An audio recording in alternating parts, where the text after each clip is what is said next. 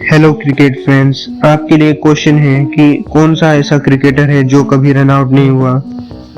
अगर आपको नहीं पता तो मैं बता दूं कि वो कोई और नहीं बल्कि इंडिया को 1983 में वर्ल्ड कप जिताने वाला कपिल देव है। तो कपिल देव का ये भी एक रिकॉर्ड है और इस रिकॉर्ड की वजह से कपिल देव को हरियाणा हरिकेन भी कहा जाता है। तो ऐसे ही वीडियोस के लिए FBF स्टोरीज को सब्सक्राइब करना और वीडियो को लाइक कर देना।